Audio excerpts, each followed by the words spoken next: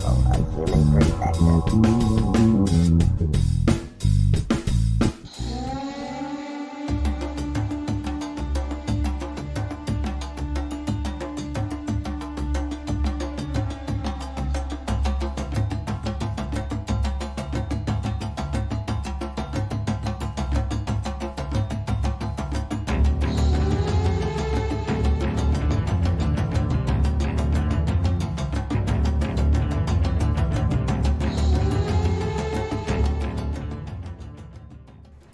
Welcome to Unbiased and on the Fence. I'm Shane. Thank you guys so much for joining us for our Power of 8 at 8 Eastern, that is. How are you doing tonight, Eileen? I'm doing great. How are you? Doing wonderful. Good to see you tonight, and I'm excited about this one. This is a double header for me because I had Debbie on earlier, and I don't normally double book, streams like that, but she works during the week, and she's way too tired and stuff, but I really didn't want to wait to have her on, so... I was so surprised because I went out grocery shopping, so I missed the announcement and I missed the show, and I came out and I had an announcement that you did a show with Debbie Solaris, and I'm like, whoa, how is that possible? It's Saturday. Right. Yeah, it's throwing everyone's day off, I think. Cause they're like, I didn't mind, though. I don't mind catching them after the fact. You only miss the live chat, which I don't like to miss, but you still get the whole benefit of the show and the information. Yeah, that's true. Yeah, so it was a lot of fun meeting up with her. And so actually, did we secure the Cynthia Sue Larson yet? We did, February 16th. Do you want to check on a calendar and make sure that's a Saturday? I think it is. Yeah, so 2 weeks from today. Yeah, we got the 9th next week and then the 16th. So. She's so sweet and down to earth and humble. And she's got best-selling books for 20 years. She wrote a book called Reality Shifters 20 years ago. And Reality Shifters is about the Mandela effect and quantum jumping. Yeah, like before it was even a thing, Way ahead of her time. So I noticed in the last 2 years, her YouTube channel has gone from 5,000 to 20,000. So people are finding her, and finding her information ties into all the current changes in matter. She's like one of those people that kind of like Jim Self is like that, his YouTube presence isn't very big, but he's really well known a lot of places through books and other means as a speaker and things like that. But, as far as on YouTube, not as big as you would think. With look at Lynne McTaggart. Yeah. She's a multi-million book seller. Like The Field, The Intention Experiment, and now The Power of 8 have sold millions of copies in 40 languages. And yet she has a pretty small but growing YouTube presence. Yeah, that's the same way with Debbie Solaris that was on earlier today. Very small YouTube channel, but she's been a speaker places, and she does great work. And people on YouTube don't know about her as much, but I think they came late to the party, to the YouTube party. So they just got on a few years ago instead of getting on 10 years ago. That's funny that you say that, because I'm quick to get on stuff, but then let it sit there. So on Twitter, I got on there early, but didn't do anything. I think I got on Twitter in 07 or something, it was kind of early. And same way with Facebook. I got on there and just never really did anything with it. I ended up creating another account for the channel because my main Facebook is sort of like my family relatives. Yeah. And not really awake people. And I'm like, I really need to separate them. So I don't even check that account. So my Facebook is family from, I think 2012 when I moved from England to back to America, because I left in 1990. But I spent a few years in the mountains with my sister in between. And only family members and extended family members from my childhood, like cousins and aunts and uncles. And they definitely, don't want to participate in this stuff. So I went to make some fake Facebook accounts so that I could join you and Jose's Facebook account and everybody there, and it wouldn't let me. It kept shutting me down. That was within the last 18 months. Yeah, I had to turn in driver's licenses and all kinds of proof of who I was, and I was like, darn it. I had a name like All Is Mandela, and if you separated it the right way, it looked like a normal name, and I just couldn't get away with it. That's funny. So yeah, I look at it as I have my 3D Facebook and then my 5D Facebook, Yeah, and I don't like Twitter. I've tried to like it, but I don't. It's like, it's too jabbing. It's jabbing when you deal with it. And Do you mean other posts, or the fact that you have to fit it in 140 characters? Both. Oh, okay. I think because they give you so few characters, people really emote in them. So it really is, a lot of them are like a slap to the face, you know, and I'm like, oh, I don't like this. This is too aggressive. Of course, most of the tweets I was getting were about Donald Trump, so they would be, right? Right. Pretty much anything political or, you know, anything like that. And, you know, I've had people say that I don't like Facebook anymore. It's gotten so religious lately. And then they, you know, they'll send these things around, which I never participate in, by the way. Just, you know, it's like, if you love Jesus, you'll send this to 10 people. If you don't, then you're going to die and go to hell or something ridiculous. Yeah, like and those chain letters that women tend to send, men don't really tend to send them as much. I don't think they did, where it's like, you will receive, you know, $1 bazillion and your dreams will come true if you send this to 25 people. And if you don't, you know, and it goes on to list all the terrible things that will happen to you. And I'm like, oh, this is nasty. Delete, delete, delete. So what I used to do, I was like, maybe there's some power in this. So I would take it and I would crop it and I would leave all the beautiful stuff in it. And I would send that out without any of the negativity, just in case it worked. I would cut out all those threats. Yeah, that's a great idea, though. Yeah, definitely. I just told friends, I said, stop sending me chain letters, you know, because it is quite obsessive. People would send you loads of them and you're like, not another one. I do know of a scam on Facebook that says, copy and send this. And it'll say like, this kid is trying to reach, you know, 10,000 people around the world and they're dying of some disease. And it says, do not share. And as soon as it says, do not share, it means that the copy and paste allows their companies, corporations, to track you through the keywords they've put in the post. If you share something, Facebook allows you to share without anybody tracking it. But if you copy and paste, they can then go in with the keywords written in that lie, right? And then they can pull up all those Facebook accounts to now hit with advertising. Yeah, that was one of the things. My wife had just seen a documentary about how Facebook tracks, and you know, it's this huge industry for disinformation, and you know, whether it's through some of the apps that get installed on there that leak information, or whatever it is. But you know, if they're trying to push you in a certain political direction, they'll know who you talk to and who your close contacts are, who you share things with, and they figure out how to influence you through your interactions on Facebook. So she saw that and she's like, I think I'm going to delete my Facebook account. Yeah, psychological profiling. Yeah, and she like, I went and deleted all the games, but then I looked and saw that games I played a long time ago were technically still installed, so they could still be leaking information. She goes, I'm thinking about just quitting it because I don't play the games anymore and all that anyway. And basically what I've heard about, you know, them leaking out sensitive information about you just to figure you out and to manipulate you, whether it's by, you know, purchasing something or your political affiliations and things like that. You know, she was just wanting to, you know, just exit stage left, basically. Yeah, then she's aware and awake of how it was weaponized. You know, I'm not a big follower of AIM, and I know you aren't either, but they did a lot of interviews last year with a guy who is still suing the US government for stealing his technology, which allowed for Facebook, YouTube, PayPal. It allowed for a platform of millions of users to be in one place, but not all hooked up at the same time. So he applied for the patent, and it was stolen from the patent office. And then they plucked this guy out of Harvard University to be the face of Facebook, which is why every time Zuckerberg speaks, he's sweating because he has no idea how the technology works. He's only the poster child, right? Elon Musk might be the same. He might be the poster child of Tesla cars.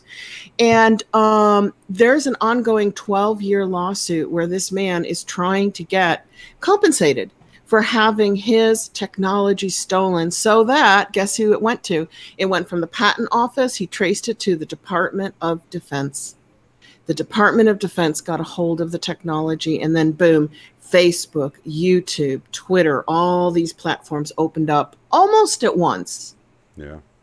And it was literally to track us, to track the population, because if you're a kind of like a not honest government, then the people are your enemy. You don't want them to know what you've gotten up to, but you want to know what they're up to, because they might be saying and doing things that could potentially stop you as a dirty government representative from carrying on in the dark. So it kind of creates this dance of, well, we're going to spy on you, you know, instead of spying on our enemies. And then they're like, well, we better make up some enemies, you know, North Korea, Russia, you know, Russia, like, God, you know, they just pull that one out of the hat. I remember as a child, like going under a desk in the 60s in case a nuclear bomb dropped. I would be safely under my desk at school.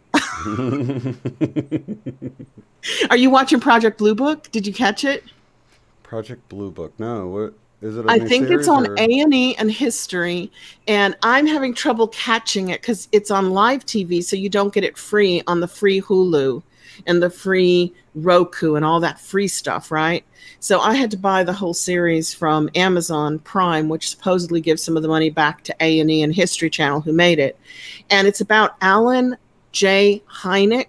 My husband, who passed away in 2006, was a student of his at Northwestern University, and he's the professor that the government recruited to create Project Blue Book, where he and a few other people, military people, would go all over the country after Roswell and take people's accounts and testimony of interactions with UFOs, interactions with aliens, and he's the one who classified Close Encounters of the First Kind, which was seeing a spaceship or an unidentified flying object, even if it turned out later to be a balloon or something, right? That's the first kind of close encounter. The second kind, I don't know. The third kind, wasn't that the movie, Close Encounters of the Third Kind? Or was it the fourth kind? Is that face? I think that's face to face. I think that's face to face. Yeah. Yeah. Which one was it? Was it Close Encounters of the Third Kind or Close Encounters of the Fourth Kind? In my timeline, it was third, but that doesn't mean much. I mean, it could have changed for all I know.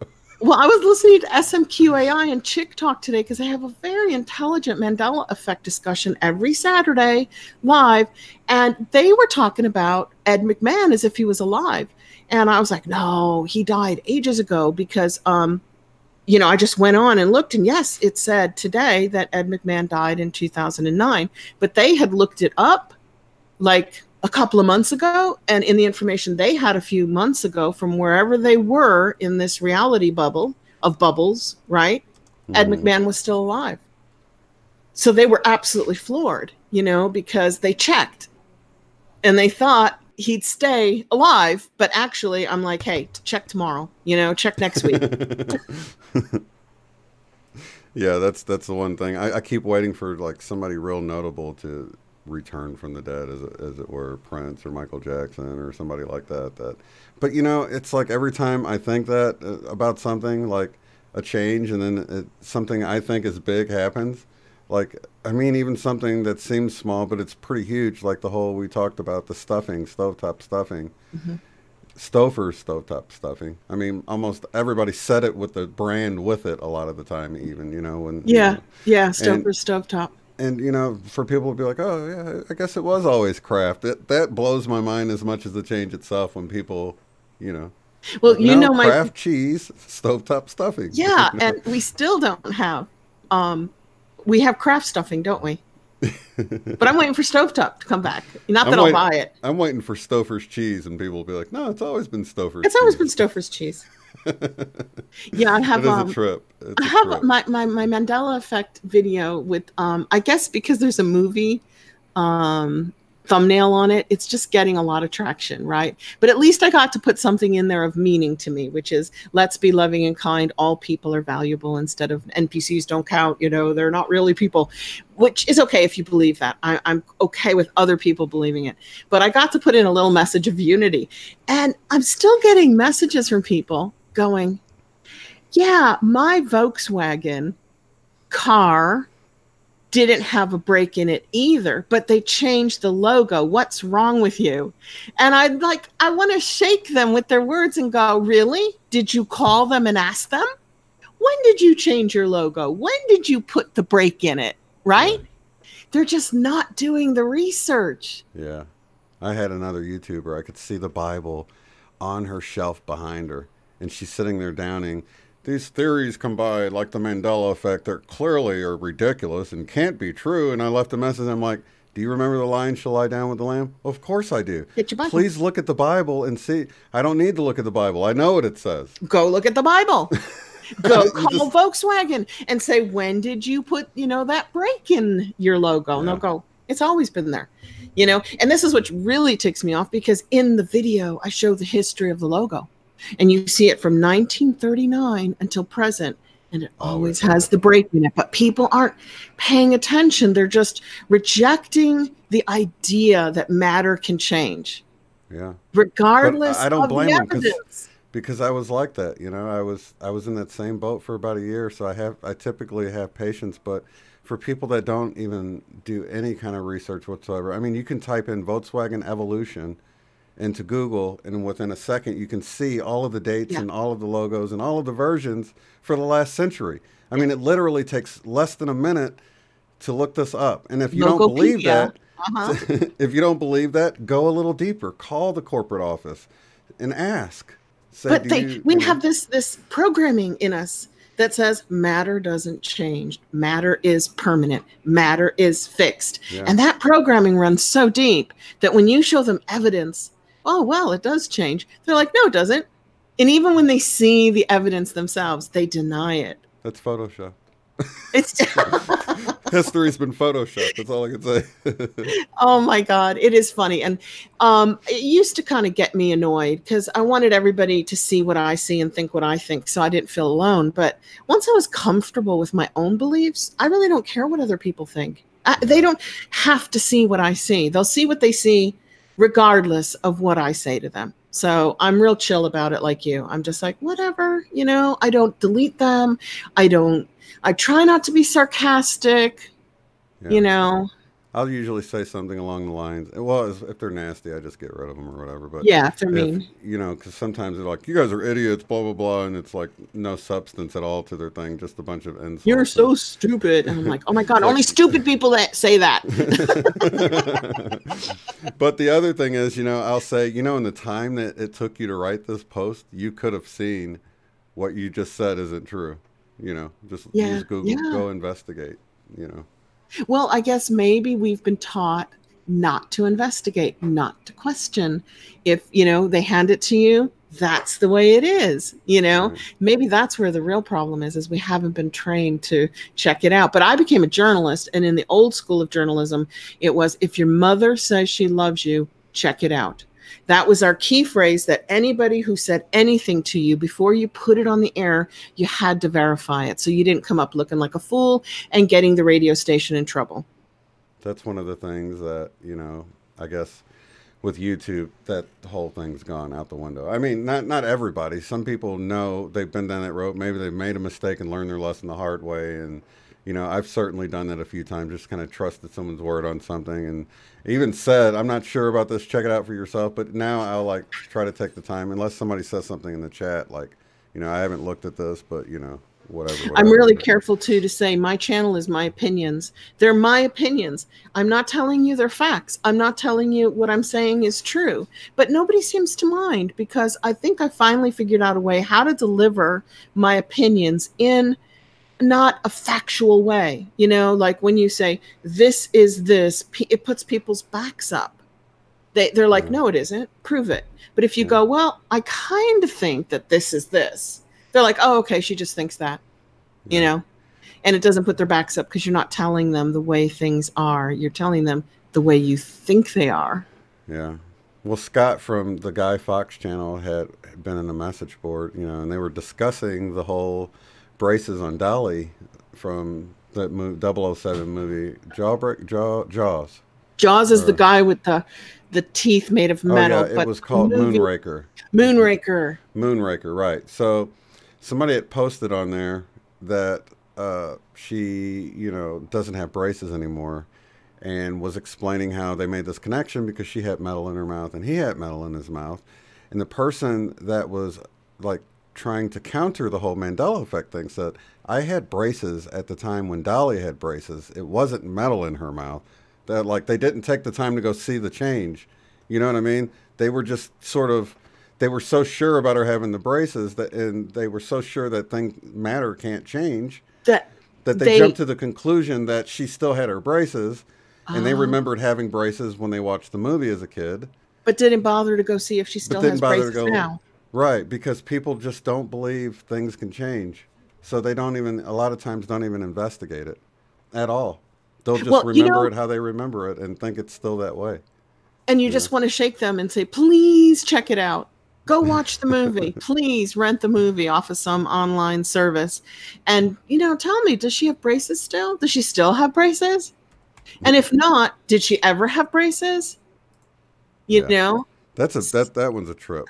Yeah, I was, my daughter was buying her first car, and the car salesman, really nice guy, probably about 35. We went into his office, and he had all this Star Wars memorabilia from the old Star Wars, like the first 3 from the 1970s. And I just said I was more into my, like, letting other people, questioning them to see if they were Mandela affected or not. And I don't even do that anymore unless it comes up naturally. I just don't bother. And my life is much easier now. And I said, oh, you're a Star Wars fan. Me too. I said, do you remember that famous movie line? Because this was one of my triggers besides my Volkswagen on my steering wheel, the logo changing. It changed sometime after 2012. And then I bought the car in 2012 with the old logo, sold it in 2016, and my logo on my car had changed without anybody intervening. And I said to him, so do you remember that famous line? What is it? Oh, Luke, I am your father. And he's like, oh, yeah, are you kidding? That's like probably the most famous line in the whole series, because everybody was like, oh, Darth Vader is Luke's father. That was the big surprise. And I hope, I didn't give anything away to anybody who didn't see the movies in 1977. Spoiler alert. Sorry. Spoiler alert. That was the big surprise. So that line had extra importance, which made it iconic, right? Yeah. And I said, well, it no longer says that. Now it says, no, I am your father. And it just doesn't have the same impact. And he goes, got this weird look on his face. And he goes, yeah, I remember reading when what's his name? Lucas decided to change that. He decided to change that iconic movie line, and they replaced it in all the films. And I'm like, are you just making that up on the spot? Did you just get downloaded with a lie? Like, boom, instant lie. And he believed it. He believed every word he was telling me. Well, I'm glad they came and got my VHS tape out of the attic that's covered with dust and re-recorded it on there for me. What I mean? No, I'm your father. Yeah, exactly. But his mind thought of the shock of it and went, now I need to make sense of this. So I'm just going to make something up that sounds logical so that this can exist. And I'm making my paradigm comfortable again. Yeah. So that's what he did. It was an instant download of BS. That's a trip, isn't it? It is a trip. It seems like that whole thing with the download and stuff. And that's why I think, and I think you at the opening brought out a good point with the whole NPC thing. It's a slippery slope that, people will begin to think, well, we can treat them not like they're not a human because they seem to act this way or whatever. But, at the same time, I think, everybody needs to be treated with the utmost love, and we should see them like secret shoppers if they aren't real. I mean, who knows? I mean, you can never know for sure. Just love everybody. Just respect everybody. Exactly. And also don't expect everybody to know what you know and think like you think. Like we're all on our own level. And I loved it when Livette, I mentioned this a couple of weeks ago, and people popped up in the chat and went, oh yeah, we love Livette too. She's really interesting alchemical astrologer. So she basically, I watched the video she'd sent me about her. Yeah, she basically did my chart. It was very reasonable, $100, and I hadn't had my chart done astrologically since 1985 because I'm not really into astrology. I'm more into astronomy, which is the offshoot of astrology. They're very connected.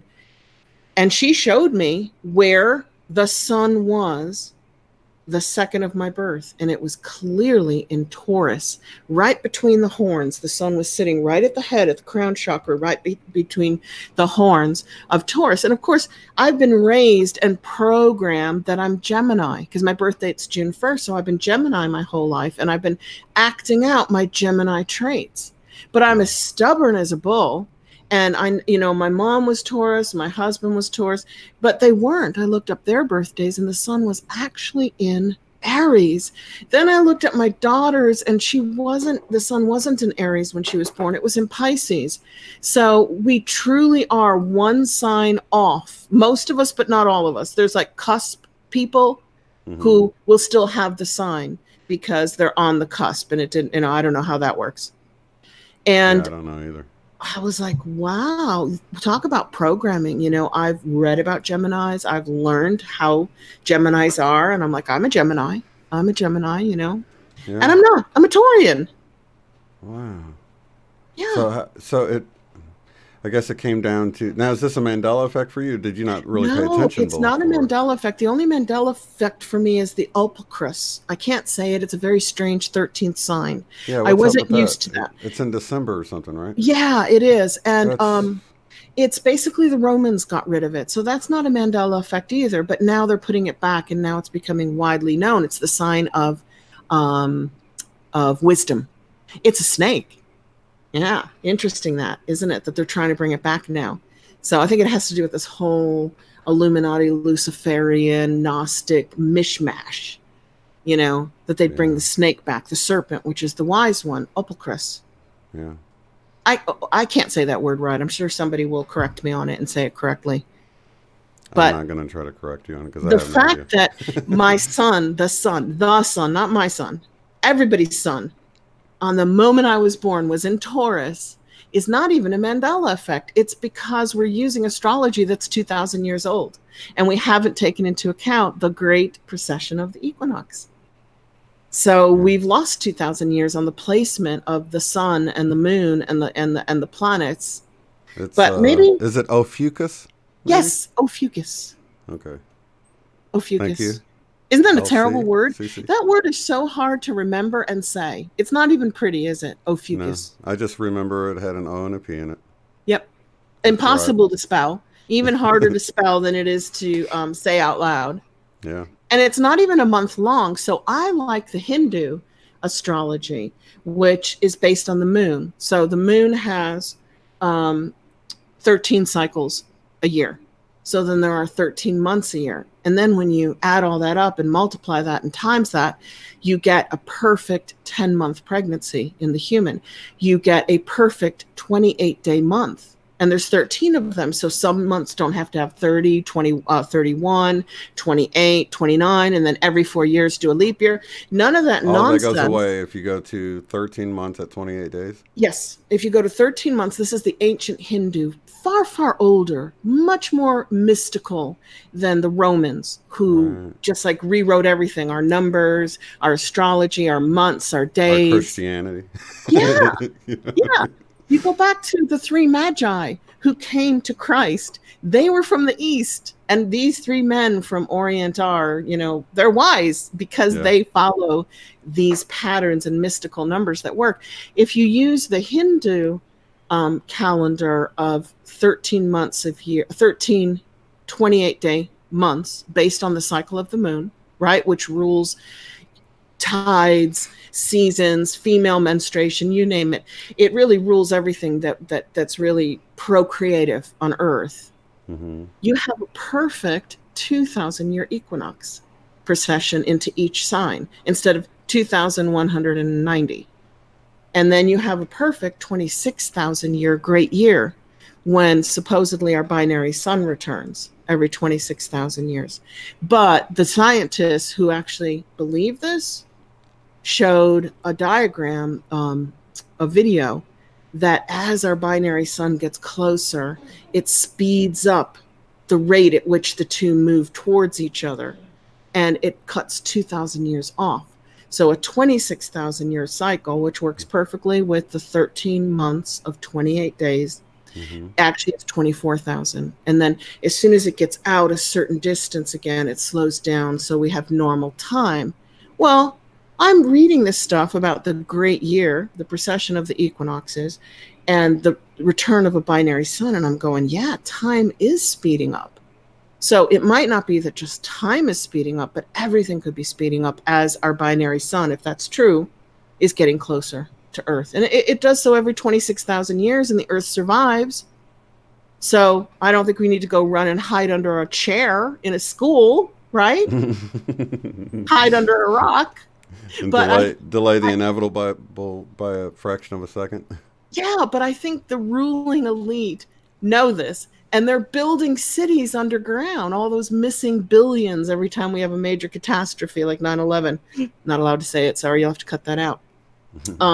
Anytime we have a major catastrophe, billions go missing. And I think that's for the underground cities because they think they can beat the return of the sun. I don't think it works that way. I don't think you can get into the crust of the earth and that's going to put you anywhere better off than if you stay above. Yeah. I've often thought the same thing. I'm like, well, you know, if they all go in there and it all collapses in, that's really going to save a lot of work on the surface. You know? Yeah, and water and lava. And I mean, imagine, I would so rather be above. Plus, I know we don't die. And most of the people in this community, everybody in this community knows that we don't die. So I think we'd all like to be above. And plus, that could still be another 1,000 or 2,000 years away from the climax of the closest point to the sun. Yeah. If it's on a 26,000 year trajectory, you know, it could still be 2,000 years out, right? That's interesting that you bring that out because I never really considered that the perturbations that's causing our the precession of the equinox could be just from this other pull of another body out there that pulls closer and it causes the tilt. You know, maybe it's coming in at an angle and it causes this tilt as it's affecting. 7 degrees. We're off 7 degrees. The plane of the Milky Way, we're off by 7 degrees. We should be 7 degrees untilted. Yeah, so yeah, and plus I read somewhere that 80% of all stars are binary, or there's 3 trinary. I'm making that word up, or maybe it is a real word. And I've read 100%. So we have a binary twin out there, and there's some really smart scientists who know that. Yeah. You know, and it's like, it's okay because it's been there a long time, billions and billions of years, and the Earth has survived it. Well, and every 26,000 years, maybe it causes like a magnetic pole shift. Maybe that's it, but it doesn't happen overnight so that the whole world like turns upside down and everything's flooded. It happens gradually like it is now because the North Pole was in Siberia, and then you showed me a map. And it backtracked, didn't it? It started heading back to the North Pole. I'm like, why is that happening? Why is it backtracking on itself? Yeah, and you can see the amount it's moving per year is like huge compared to. Yeah, it's really increasing. And the magnetic shield from the last 40 years, more and more scattered, and the Schumann resonance. I think this is all tied to the return of our binary twin, although a lot of people would rather talk about Nibiru. I think that's out there too because NASA's looking for it suddenly. Or maybe NASA knows it's a sun, and they're pretending like Nibiru's out there. Who knows? Who knows what makes them tick? Well, the whole thing with the Nibiru, too, is that I've heard people say it's part of this other star system. And that, you know, it's moving. So Nemesis, I believe, was the other star, and then Nibiru's moving around it, I think, was one theory. Yes, you're right. Yeah. And that explains the blue Kachina, red Kachina, because red Kachina would be Nemesis, the sun, and blue Kachina would be Nibiru, right? Or have I got it backwards? Maybe. I think... Well, I don't know. I heard Nibiru was red, but I don't know. There you go. It's like, then that would mean we had a blue star. And there is a name for that kind of star. Blue too. Huh? Ours is getting more blue too. Yes, it is. But maybe it's turning more white and more blue because its binary twin is getting closer. Yeah. And it's sucking off all that yellow energy. And another thing is when you see how much the pole is moving and you see how much it's increasing each year, the amount of movement, that would also go along with it being affected by an outside force coming in, and it's getting closer and closer, and affecting it more and more as it's going on. So and it could still be 1,000 years out, guys. We don't need to go prepare for this, you know. Right. Although I think it's smart to have like a month to 3 months of food and water, not only for like Nibiru and Nemesis, but for like a hurricane. You know, I went through a hurricane, and it's really smart to have water and food. Yeah. Yeah, it's a good idea to be prepared just in case. But don't be scared. Be prepared, but don't be scared. I like that. Yeah, me too.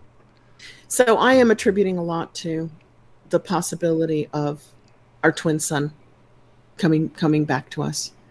It makes sense out of all of this solar stuff, like, you know, all the planets heating up and burning brighter. They're just like so much brighter now. That would make sense. Yeah. that something out there is energizing them somehow, tugging on them. Wouldn't it be awesome if we did have another something big? I've often thought it would be cool to live on like Europa, one of the moons of is that Jupiter? I think Yep, it's I Jupiter. think it's Jupiter, So you're Europa, on Io. this, and they said it's a lot like Earth, but I'm like, how cool would it be to have this huge Jupiter like in the sky? You know what I mean? That would That would be be like the opposite of the awesome. moon. Or to be Mm. living in the rings of Saturn. And Oh by the yeah, way, the rings are disappearing because the rings are made of ice.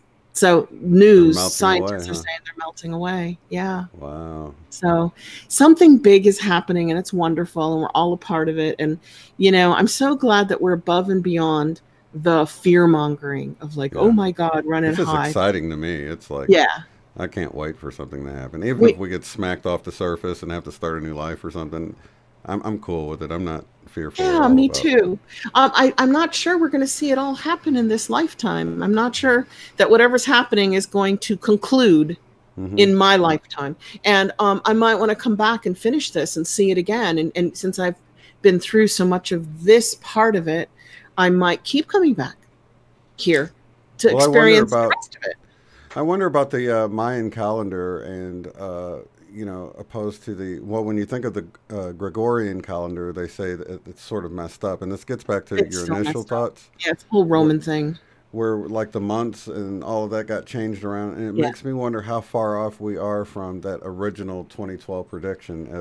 If that really aligned, I don't know if it went off the stars or if it just paralleled with our own timeline. I think Or it was mostly star okay, oriented, the Mayan one. And wasn't it 2,600 years? The calendar was 2,600 years. Is that right? It's ringing a bell, but I'm trying to remember back to when I was reading up about, because we thought 2012 was the end of the earth, right? right, yeah, it was really weird because it went with like 15 week increments or something like that. They had like Yeah, the different Baktuns or something they called them, and it was like three different. So there was like the shorter time periods, which I yeah. think were like 15, maybe it was 15 But maybe months or something something. happened in 2012. Maybe they were only concerned with a period of time and Yeah, not with all of time. yeah, And fearful monkey men and that includes women that I like to call us. Anything like we're so skittish, anything will make us scatter and hide. We yeah, still have that animal fear in us that comes from somewhere. It's from Earth because we're a part of Earth. I kind of see us as being like the brain cells of Earth, and like all the animals make up the organism of Earth. yeah, And since we're the highest consciousness, we think maybe there's higher consciousness we can't see that we interact with. So we're kind of like in the brain, and we're trying to learn how to be more heart-centered, more loving, and knowing through gnosis instead of knowing through information that they shove in your brain. yeah.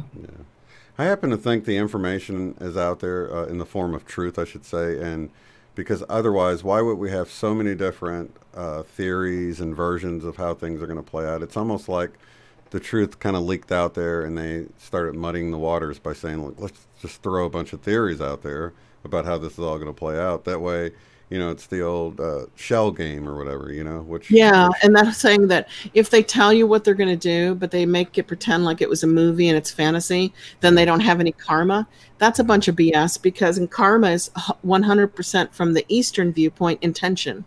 It's based on your intention. So if your intention is to do good, you get a karmic response to that. And if your intention is to do bad, you get a karmic response of that. No point sugarcoating it and pretending that it's a movie.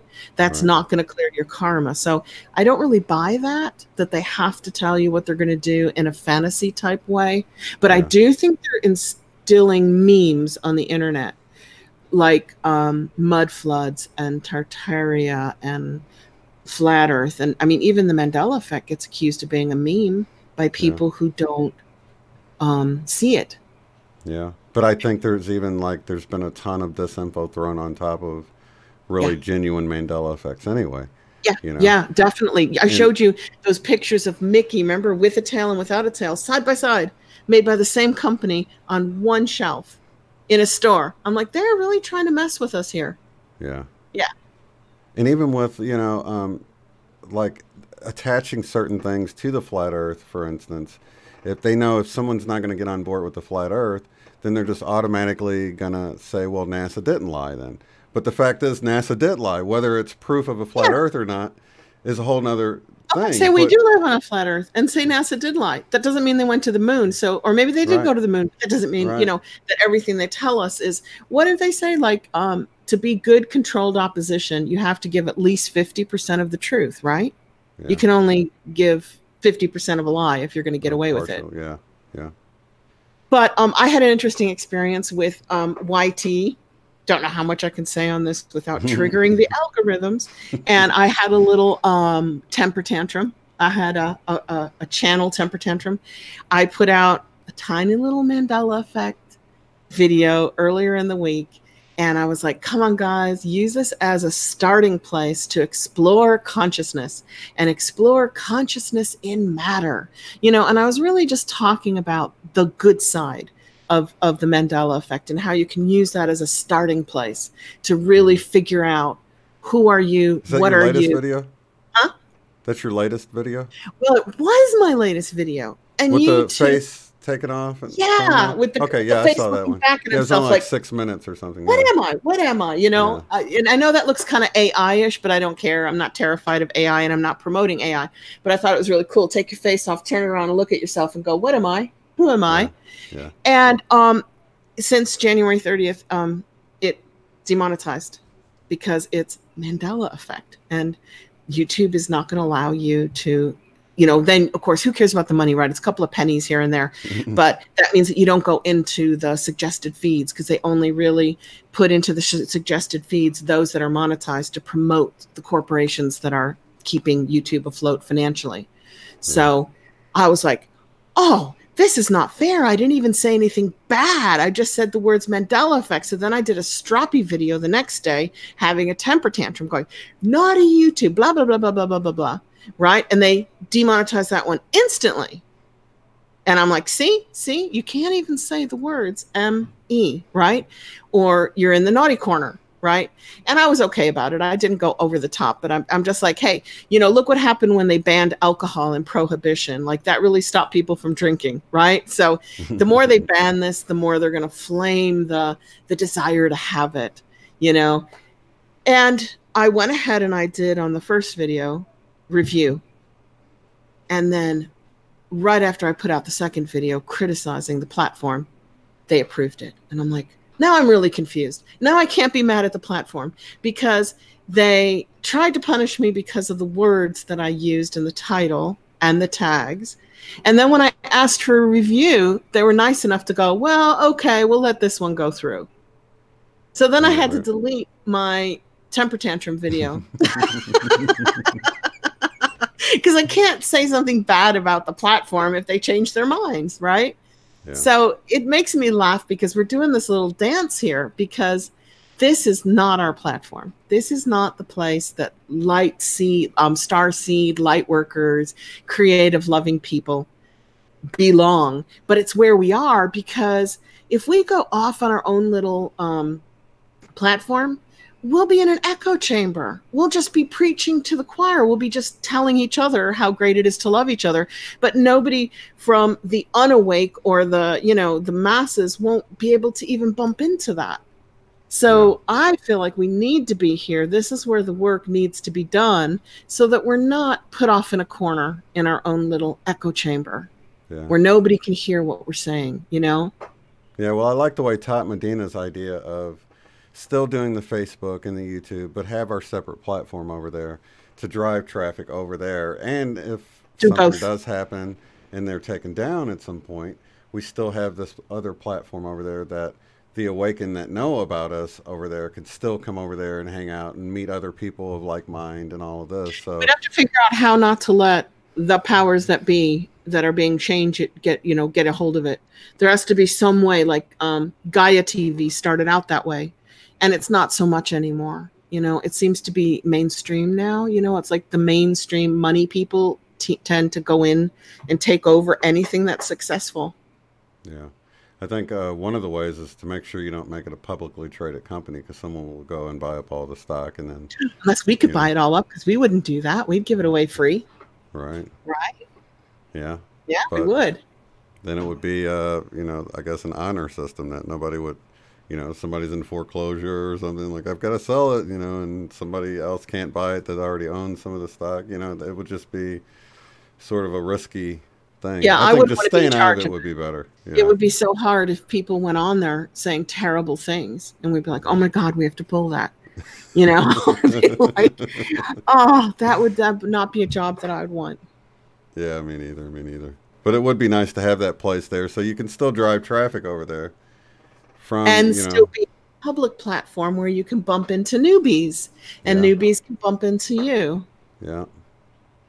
And it's sort of a place that everyone knows they can still go in the likely scenario that, I mean, even a big channel like I used to be on mp3.com. Never thought they would just go away. Don't But know it. they're I don't know gone. mp3.com. I heard of like It used MySpace. to, yeah, it used to be like YouTube, but for music. So just MP3s, and artists could get on there and put their music on there. But it's gone now. No more mp3.com. And Well, I who would didn't ever think thought? Blockbuster would ever go away, and that went too. Yeah. And I'm like, what? And what about You MySpace? You know? Yeah, why did? Well, I heard that MySpace came out at the same time or right before Facebook, but Facebook was pushed financially by the Department of Defense. So Facebook had unlimited funds to compete with MySpace and just knocked it out, didn't they? Yeah. Let me see. MySpace is still there. I don't think Yeah. so. It Yeah, they're is? still here. Amazing. It's been years. I wonder if it's still God, got maybe we stuff. should all go to MySpace, but I don't know who owns it. It could be another dastardly villain, you know, that Well, we just. once I heard that Facebook was owned by America Online, and you know that company was so shady back in the day. You get those discs and put it in your computer. You cancel your account, and they would still charge your account. Yep. I had it happen multiple times. I'm like, AOL. I'm so done AOL. with Yep. AOL. You know, I'm so done with them. And if Facebook, you know, is owned by that same company, that's why I haven't liked Facebook since the beginning, because I found out that they were owned by the same people, and I was like, I didn't even you know know, MySpace was still on. I don't yeah, know who owns it, but let's face it, if we want a safe platform, we have to make it ourselves. It has to come from us, from grassroots, from people yeah, you trust. yeah, You that won't know? sell out. So, Todd, I'm nominating you to start our platform. They're owned by Time Inc. Oh, well, you know, you talk about the beast system. I consider the beast system the financial controllers of the globe, of the flat world, of the earth. You Right. know, whatever shape we are. I think the beast is the human money people who control everything. And that would include Time Warner, right? Weren't they like the biggest company in the world at some point? I see Time Inc., TI Media, Warner Media. So yeah, I guess it would be Time Warner. So You gobble everything they break up. off into factions so that, you know, if they ever get hit with some kind of huge lawsuit, it doesn't take the whole thing Yeah, down. exactly. They're protected, but they're still Yeah, gobbling everything up. I do yeah, know, I keep reading that Amazon still hasn't made a profit. It makes billions of dollars a year and it gets billions in tax subsidies, but it still turns a zero profit for like 30 years. But, you know, that is designed to put shops out of business. I use it. I yeah, use the beast system. To me, that's the beast system. It's putting your money into a place where you really don't want to be encouraging them. Do you know what I yeah, mean? But you do it anyway because, like, what are the alternatives? yeah. You know? But like at the same time, you know, when you do taxes, there's all sorts of write-offs you can do, and you just keep writing stuff off: your car, the space you use in your home, meals and gas and all this until you get That's all your going. income. That's all going. My accountant just told me. She said, I'm not doing property anymore, property management and property investment. She said, good, because the government's going to give you a flat rate that you can deduct each person, each human being, but they won't charge a flat rate tax system like 10% for everybody. You're a billionaire, you make 10,000 a year, 10%. And everybody that I know would love a low, you know, flat tax bracket for everybody. But they are getting rid of our write-offs without giving us the benefit of a low tax bracket. So like your Yeti microphone, you will no longer be able to write that off and things like that, huh? No, you'll be able to write off so much per person, and any additional write-offs over that are going to be really tough to get through. That's what she told me. And it comes into play now for the current tax year, which would be what, 2018? Oh, okay. Well, I didn't have any problems this year. I was able to write off more than I needed. In fact, I could have wrote off more and it would have only hurt me at that point. You know what I See, mean? maybe I'm not buying enough for my business. Maybe that's the problem. Yeah. Yeah, I guess so. Maybe, But you you said a know. lot of the things that we could write off, you just can't write off anymore. But like my trip to Sedona, and when I take my little meditation trips, the gas I spend on it, that's all like, for me, it's all a write off. Any kind of equipment or anything. I think she was talking more of personal write-offs instead of business ones. Like you used to be able to write off each child that you have. And Oh, now it's okay. a standard deduction per person in the United Okay. States. So I you was can't like, talking about business write-offs. so did you Yeah. get to write off your kids or not? Your kids don't live at home. Yeah, three of them are still at home, and I think it said I get the standard deduction, whatever that is. So Yeah. that's probably what you're talking about. It's probably just the standard amount. It used to Yeah. help families that had more children to get more write-offs per child, like maybe 3,600 was the last one per child. So if you had one Hmm. child, you'd get 3,600 off. But if you had three children, 369, that'd be over 10,000 on Yeah. personal income that you could write off. So it would help big families. Yeah. I Yeah. think she was more talking about that. Oh, okay. That's probably what it was. But yeah, see this? I'm writing that off, all $100 of it. Yeah. Definitely writing that off. Yeah. Definitely. Yeah. I saw Shane Dawson using a Yeti. This Yeah. guy has 20 million subscribers and he's on a white Yeti. Yep. That was what I was talking about. Yeah, mine's white too. Is So, it? yeah. I didn't have the choice. I just got whatever was in Yeah. Target that day. The blue one was the cheapest, but they were out of stock when I got it. That'd be so I got the pretty, white one. to get the blue one if it's as good as our white and our black Yeah, if one. I can pull this over here. Oh, got the- yeah. I I got didn't the little- recognize it because of the screen, the windscreen on it. the little, I call it my little microphone afro that I can push on there. My little afro pop screen there. Yeah.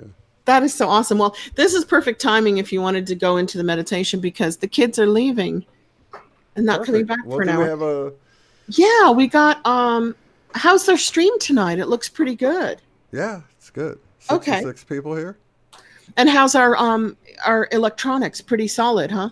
Yeah, oh, yeah, it's been going good. You sound great. I love the new microphone. Have you really enjoyed I the love the quality increase? microphone. It's so awesome. It makes your voice like butter, doesn't it? It does yours.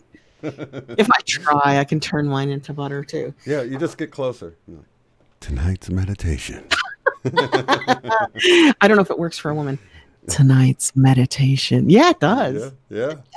Really brings in those low frequencies. April in the room. April Lunsford. Hello, everybody. Awesome. I can't just say hi to April. I love it when she goes, hello, sis star, like a star. I just saw that one. That one's new for I me, love sis that. star. I am in gratitude to share so much love with all of humanity. I was pondering on the intention that will benefit everybody. What about intending that all awakened source players working for the big guy, for source, receive instruction, knowledge, and understanding of how to play this game and win? How cool is that? I feel we all agree love wins. Love wins. So this would be in line in the benefit for all. Also, don't forget, guys, that you can put down into the live chat any personal healings that you want to request for yourself and for loved ones. Because although we can't mention everybody during the show, we do the intention, the healing for all.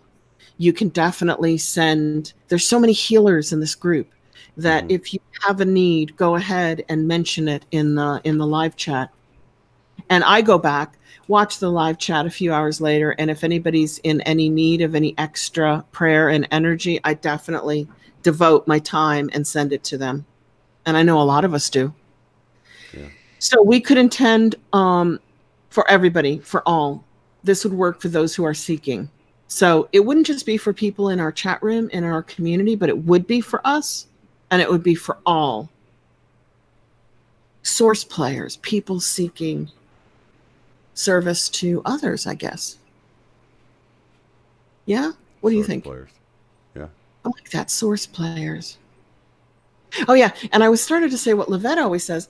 I love it when she takes the NPC and she turns it on its head and goes, we're the non-player characters because we're out of the programming. We're not playing this programming here the way we're supposed to. We're out of it. We've stepped out of it. So we are the player characters in a programmed game called life. And we're like, we're going to do it on our terms now. We're going to do it our way. Mm-hmm. You know, which would make us the anomalies in the program. We're the glitches. Yeah? I see what you're saying, yeah. I don't mind being a glitch. Yeah, I mean, that kind of makes me proud. I mean, I want to be a glitch in the part of the programming that stifles creativity, that oppresses freedom. You know, I want to be a glitch in that. Definitely. Mm-hmm. All right. So does that sound good for you? Do you want to do that? That sounds perfect. I like it. Okay. The kids were leaving and they went back in. So I just know that in the middle of the meditation, they're going to be like banging doors and the dogs. And so let me see if they're still going to go now. They were on their way out the door like 2 seconds ago. I'm calling into the other room. Can you believe it? It's free, right? Doesn't hurt anybody if I do that. I'll just text. Glitch on, Morgan. I'll go, leave now. Be a bossy boots. Mean mom. Yeah, can you leave now? And I'll be nice and say, please. Yeah, that softens it a little bit. I think they'll understand why, that we're trying to do a live meditation, and the front door is right here, right where I'm sitting. I have a very small place. So is April in the chat room? Let me see. I don't think I've seen her yet, but I haven't. I've been so into our discussion, I could have definitely missed her. Let's see here. Oh, you know a trick that I can do. What's that? You like search her name? Just type April and see if she pops up there. Nope. She hasn't been here yet. They've decided to stay because they have nowhere to go. That's fine. Okay, so I'm going to ask them to stay quietly in their bedroom while we do the meditation. Okay. So, okay, please don't come out for 15 minutes. Yeah. See, when I used to do this show live every Saturday, my daughter was working at the mall, and she would work until 10 o'clock and wouldn't get home till 10:30. So the room, the dogs, everything was always silent. Yeah, I was watching this video of a clearing, or this guy was teaching you how to clear, do something, you know, and I had watched it like a couple of times because it was just really deep, you know, and I wanted to get the information. But right at the end, and it got me both times to watch it, right at the end, someone knocks on his door, and his dog has to be like right by the mic. And his dog barks so loud that scares the crap out of me. I'm like really into what he's saying. Yeah. And then at the end, it's like boom, boom, boom, you know, and I'm like, oh my God. Jesus. You guys have heard my little yappers. They're not scary, but they're loud. No, this was a big one, though. It was like a German like Michelle Shepherd. Wolf's dogs, Yeah, right? yeah, Like, and I'm wearing headphones, so, yeah. Not that they bark a lot. They don't, but I imagine they have a nice, deep bark. Well, okay. I've just asked them to stay in. They'll stay in. I know they will. And we can do the meditation for all source players, people working in service to others, to receive the instruction and the knowledge and the gnosis and the understanding of how to play the game and win. And so it is. I like that. And so it is. And so it is done.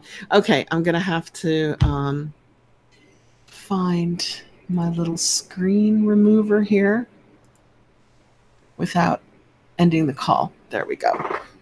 Damn. And my chair's a little squeaky. Little drink of water. Sounds good. I can hear myself gulping on my new microphone. Don't know if that's a good thing or not. Okay, so I'm going to try to sit still so that we don't have to deal with a creaky chair. Everybody get comfortable, kind of settle in for the next 10 to 15 minutes, and start by taking a nice deep breath, pulling that air, that oxygen in, holding it for a few moments, which oxygenates the whole body so it can relax, and exhaling. And take another deep breath in, and this time When you exhale, let out all tension, any physical tension anywhere in your body. And on the third deep breath in, hold it for a few moments. And this time when you exhale, exhale out any negativity that you may have come across during the last week. And now we're going to start to do the heart maths, breathing in through our heart and exhaling out of our heart. And for people new here, you just have to imagine breathing in through your heart or your heart chakra or your heart center and exhaling back out through the same heart chakra. And now as we breathe in and out of our hearts in a comfortable pace, imagine breathing in a light on the in-breath and exhale that same light on the out-breath. And that light is coming from God, source, energy, or you can choose to have that light coming from your higher self or your soul group. It's entirely up to you where that source of light is coming from, that you'd like it to come into your heart on the in-breath and go back out of your heart on the out-breath. And this time, as we're breathing in a clear, crystal, clean, and healing light of any color that you choose tonight, or maybe you'll change the color a few times. Maybe you're breathing in a rainbow. Let's imagine breathing in love on the in-breath and exhaling forgiveness on the out-breath. And keep breathing in love with that light through your heart. Let it fill up your entire body now from the top of your head to the tip of your toes. And exhale that light as forgiveness back to the world. And now we're going to send a grounding cord from our root chakra, which is red, and it's at the base of your spine. And you're going to send a cord of light, usually silver or gold, but you can change that, down through the building structure that you're in, down through the crust of the earth, down deeper through all the layers of the earth. Let it go down easily, gently to the center of the earth, where when it reaches the center, it spreads out instantly like the roots of a tree, grounding you to Mother Earth. And now we're just going to continue breathing in and out of our hearts, and we're going to think of a beautiful place. It can be a real place that you've been to, or it can be an imaginary place. So long as it's beautiful and serene, it makes you feel relaxed and it makes you feel safe. And as we're imagining this beautiful place, what does it look like? What does it sound like? What does it feel like? What does it smell like? Is somebody there with you? Are you there alone? As we're doing that, let the out-breath of this light, which is forgiveness, surround you and cocoon you in a bubble of light that is very light and makes you feel light, like you're floating, and is very protective. It keeps you secure and safe in your own space. And now that we've connected our heart energies through what Lynne McTaggart calls the powering up phase, let's start to focus on tonight's intention or prayer, seeking knowledge, information, gnosis, truth, can receive it instantly, so long as that information and knowledge and truth and gnosis helps them on their path into their true journey, what they came here to do. Let all sources in the universe that guide and help and nurture Come to all of those here on earth who are seeking knowledge and information and understanding, true, deep understanding of who they are, why they're here, what here really is, and how to change that and help it and actually nurture it into a better place of being for all, just because you were here. We're asking for information and access to knowledge for the starseeds who volunteered. We're asking for information, gnosis, knowledge, and truth for all the creative people here who are expressing their truth through their art, through the written word, through painting, singing, songwriting, dancing, storytelling. Whatever artistic expression is, it always deals with an element of truth. And when there is truth expressed through the artist, it makes us feel something, like an emotion. Some art can make us feel really good and really happy and really light. And some art can make us feel really sad and contemplative. But it is speaking a truth in both ways, in this place of duality where we do have happiness and we do have sadness. And the easy path is right down the middle, not having too much of either of anything.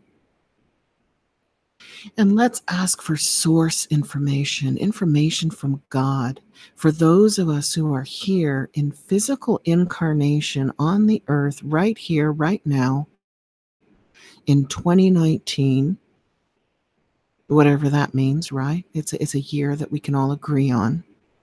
Let's ask for help from God, information from God, support from God, and sustenance from God, so that we can be here as soul, in matter, in service to others, in service to all, in service to one, the at-one-ment that we call atonement, that at-one-ment with animals and with the earth itself and with God and with each other. Let's draw in that support for ourselves, emotional support, physical support, financial support, spiritual support. And let's call it in now for all people here on earth now in service to all. Because we already know deep down in our heart of hearts that the end game has already been won and that goodness actually reigns. But it is a process getting there from here to there. And that's where we are willing to ask for what we need to get this job done in this lifetime and in future lifetimes. So let's just sit with that feeling, that prayer, and the asking, if you will. And for some of you, you'll feel comfortable commanding it because you've learned that we can command matter here. We can command weather here. We have more power here in matter than most are willing to recognize. And some of you will feel comfortable commanding it, knowing that you're not overstepping any boundaries with God. Many of us know that we were put here to command matter, which is why we're in matter. And sometimes we struggle with matter, but we're learning how to work with matter and how we can overcome matter, be in charge of matter, be above matter. And let's just sit in silence with this request that we receive everything that we need to fulfill our life's mission in service to others.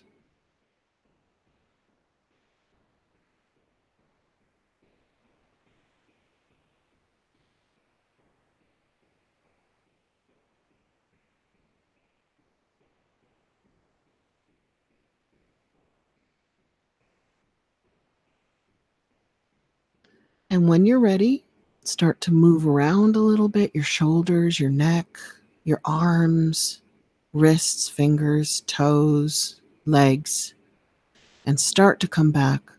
And let that grounding cord go straight into the center of the earth where it disappears.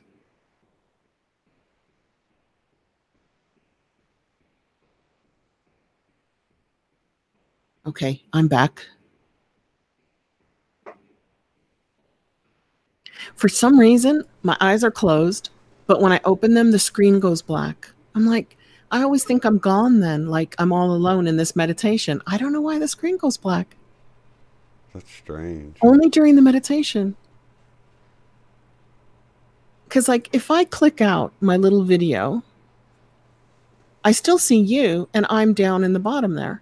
Right. But in the meditation, every time the screen goes completely black and I'm like, please be there, everybody.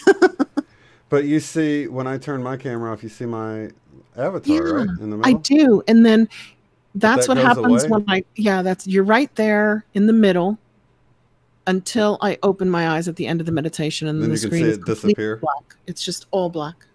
Oh, okay. So it doesn't happen right then. It just happens at some point with your At eyes some closed. point in the middle of the meditation, but I keep my eyes closed, so I don't know when it happens.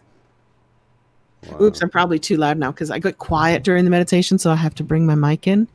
I'm putting it back. Somebody made me a bumblebee argonite. Isn't that cool? Ooh, I don't know if you can nice. see it. Can you see it? Yeah, And they put flowers in it. Isn't that sweet? Because I got a bumblebee as my icon. Is that what it's called? Yeah. My mini me. It's very nice. Yeah. So I hope that covered everything that we needed information-wise. Oh, let's see. Thank you, Eileen. Crying again in your meditations. Is that Jane? Yeah. Jane, I'm telling you, you are the... It's that heart space being activated. Yeah, your heart space really activates every Saturday night. So this should be a breeze for you. All of the healing in the world should be coming into that heart space of yours. Yeah, okay, let's see. I missed something here. Ronnie says, can you give us a few minutes to focus on the chat requests? I would recommend anybody to definitely write any requests in caps. Go ahead and yell it out so they're not missed. Let's take some time. I'm doing one for our community for her son, but I didn't ask for permission to say her name, so I won't. But that's what I'll be working on tonight, as well as any requests that you put in the chat. Mm-hmm. We're a community and we heal each other for sure. It's beautiful. Yeah, somebody, oh gosh, I'm sorry, I forgot the name. It was in the chat, said that she had a financial windfall and she really, really, really needed it. And it came through for her. So I'm really happy. I'm really happy that she got what she needed. Yeah, and I think we're seeing these manifestations happen quicker and quicker, which is a good thing because, sometimes you're like, it's hard not to be worried, or maybe you've dealt with the worry and trust, but then people around you are, nagging at you and stuff because. And you can't deal with everybody's worry and trust. Yeah. You can't change their emotions. You can only change your own. Yeah. But then they see your confidence and they're like, wow, if he's not worried, I'm not going to be worried. Yeah. It's lovely when it works that way. And the Power of 8 book basically found out that if you focus on healing others, you get healed in the process. But that doesn't mean that you join a healing group hoping that by focusing on others, you'll be healed, because then that reverses the intention. Yeah. It has to be a pure giving, and the purity of the giving gives back. Yeah. The leaky bucket. The leaky bucket. Yeah, it's like you become a conduit for this healing energy and you reap the benefits of it. But you have to go in with a pure intention of giving to others, right. Healing others. Yeah, for sure. But that's cool, Yeah. I think, most of our group is like that anyway. Yeah, it's like, totally. I really don't sense people in here going, why haven't I been healed yet? I've been doing this for a year now. There's none of that. It's all on the giving side rather than, the taking. But then that means you do receive, because you're giving so much. Yeah, either directly or indirectly. Yeah. Because if the world's a more healed place, even if you don't experience a direct healing, it's still a better place to live. So, you're helping the environment. So it's so I many feel levels. younger. I feel younger and lighter, even though I haven't lost any weight. I feel much younger and lighter than I did before we started doing the Power of 8 at 8. Yeah, I think it's a cool thing that we're doing, and I think it's really a step in the direction of taking control of the power we have. You know, that's what, like that Yeah. BQH, that where the off-world being said that, no, you have everything you need right now. Nobody knows it.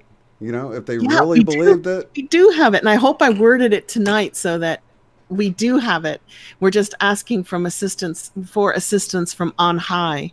Like, go to God and ask God for what you need and what you want, because you have that direct line. Yeah, totally. Thank you, Laszlo. There we go. So yeah, definitely. Oh, Biker Babe's lurking. It's Hello, cool. lurker babe. I'm going to call you lurker babe. We have lots of lurkers, so thank you to all the lurkers that hang out and participate. And I love you all. I just can't wait to go in and into the chat. And even the ones who don't chat, who occasionally go, hi, I'm always here, but I never chat. I'm like, as soon as they do that, the whole room goes, hello, welcome. They're like, really bombard them with love. Have you noticed that? Yeah.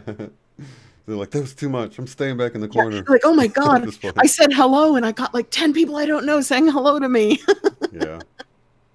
Yeah, that's why I always appreciate Jose, because she was really keen on making sure people weren't missed, because sometimes it's just going so fast and all these conversations going on and people get missed. They'll say things and and nobody would respond, and she would find the one that didn't get a response and give them a response. She's like chat room mommy, and Sherry's like chat room nana.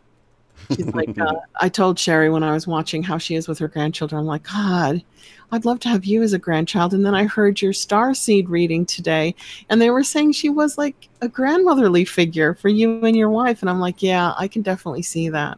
That's wild, huh? Yeah.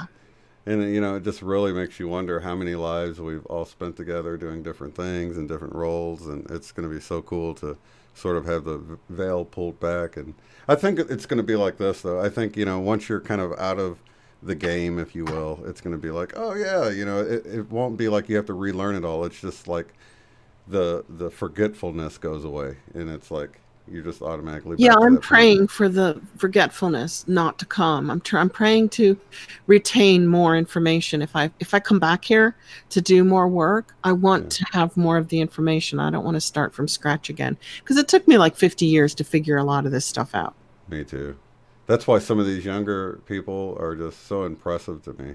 It's like they'll say something, I'm like, dude, I was 40 before I figured that out. You're 20. They just know it. They're just zenning. They just know it. That's how I want to be. I just want to be a knowing 10-year-old, Oh, totally. Yeah, just never lose that connection, because, you're all really connected when you're born, and then, like, all the programming just makes you, well, that's silly to think like that, and, grow up, and all of this is told to us, and then we end up letting go of that part of us that is so precious, that dreamy, childlike imagination, innocence, and like total confidence, no fear of anything, not even fear of death. You haven't learned about death yet, so how can you be afraid of it, right?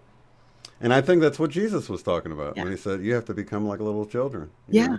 It's like before all the programming screwed you up. Yes. You know what I mean? And who knows that we aren't from the same soul group? There's nothing to say that every single person here right now is not from the same soul group. And that this is how we connected and found each other, through the internet, because we're not in each other's neighborhoods, or we're not in each other's families. Hey, Scott Harrison, shouting out. Hey, Scotty. Got any more orbs? Get us some more orbs with your cat in the Orby closet. He's got like really old, good English energy, and old houses seem to have more orbs, I've noticed. Yeah, definitely. But that's not all you're good for, Scotty. I love you for everything, not just your orbs, but I like your orbs in the closet. Did you see the one video? I was talking to him about that when he called in, but he'd done this video where he'd taken shots of the moon and he could see the stars through it. Did you see that one? Oh, okay. What the heck? It was so funny, because I was watching it and you're watching him, and he's like, he has this jaw-dropping moment where he's just sitting there on camera, like a WTF moment. Where his mouth's just hanging up, and he's like looking at it like, am I really seeing this? And you can see the shock on his face. I love that video. Yeah, he's also got some videos of things flying in front of his cameras at night. I'm like, I don't know, that didn't look like a bug, you know, it looked more like a fairy, like it had legs or something, you know. It was big. It was big, and it was just out there in his security camera. I think it was a winter scene. That was from way back when. And you got to see the Go For It Randy images, didn't you? Which ones? Go For It Randy last Monday with all the orbs. And... Yes. Yes. Was that not incredible or what? Oh my gosh. Yes, Go For It. Oh yeah, that's right. Because you left a comment and you felt the same way I did. Like the one he felt like was this horned evil sort of being, and I didn't really get that. Yeah, I was like, it looks okay to me. It's big, and it's dark, and it's in the sky, but it doesn't give me an ominous feeling at all. I was okay with it. Yeah, me too. And I've seen Becky Lewis capture some stuff like that where you can see she's like at the school and you can see she's on the soccer field and you can see the goal is like real small on the bottom of the screen and it's this huge like what he captured where it's almost this misty shape. Yes. That she captured. And it's amazing looking. I don't feel scared. It is. Everybody go on Google when you get a chance. I don't really like Google. I like DuckDuckGo, but it might not come up. Go on YouTube and Google Naples, which is the nearest town, Naples UFO. And you'll get somebody's security camera with one of those orby things doing this in the pool, out of the pool, in the pool, out of the pool. And it's just somebody's security camera, which reminds me of Roger Prescott's videos. He's got a bunch of videos now where he'll be on Monday. Oh, is he going to bring like all the snow and light? Yeah. I love his stuff. His stuff is really incredible. Yeah. Yeah, he's a great guy. I should add his name into the... That's going to be cool. And I agree with him. I think the message he's getting is to bless the water. And I bought the water distiller, and then suddenly our water went yellowy green. Everybody says it's in all their bathtubs. And I have a blue bottle with Ho'oponopono words etched into it. Love, forgiveness, happiness, health. And every time I clean water in the house, I bless it and love it, not only for my family, but for the whole world, for everybody. Yeah, definitely. Yeah, I'm glad he's doing that whole water thing because when you think of how like it's such a big part of everything, you know, it's in our bodies, right? Yeah. It could be in the plasma around us that we can't see. That might be carries the electrical charge of our thoughts and our feelings and poof, brings them into material existence. It could be a kind of water plasma that we're in. I mean, we could be swimming right now. We wouldn't even know it if the water was that light and that thin, right? Yeah. Totally. Yeah, we might be fish. Yeah, that's what I often wonder that, you know, it's like fish don't realize they're in water, you know, until they get out of it. And it's like we get up above our atmosphere and it feels like a fish out of water to us probably. So yeah, we're breathing air, but ask a fish what they're breathing. Right. You know, who's never come to the surface. And we've never been to the top of this. We don't really know what's the top of this. Right. It might be air up there. Right. Could be a dome that we bump our head against like some people think. Yeah, we could be like that Horton Hears a Who. We could just be a water droplet in the ocean of God. We're just one droplet. Yeah, I think that's a great way to look at it too. Yeah. It makes you feel really small and really insignificant, doesn't it? A drop of dew on, you know, from the wow. Yeah, we're all trying to get back to the ocean, floating our way back. Oh, they're little, but they're cute, aren't they? That's what God's saying. Oh, look at them. They're really trying. Getting blown about by the wind, you know? Yeah. That's awesome. Well, did that give everybody enough time to get their personal requests in? Because I will be going back and sending love and light to everybody. Yeah, I believe so. So cool. I guess we can wrap it up. I just looked. It was 1, 2, 3, 4 on the time. Now it's perfect. 1, 2. Yeah. So awesome. Thank you guys in the chat, and we'll be back again next week. And I'll be back Monday with Sherry for Paranormal Frequencies. And yeah, that's pretty much it. Thank you, Eileen, so much for doing this. Thank you, Jay. Thank you, everybody. Much love. Mwah. And we'll see you on the next one. See you Saturday. Peace. If you'd like to support the work I do, go to paypal.me/UOTF. Thanks.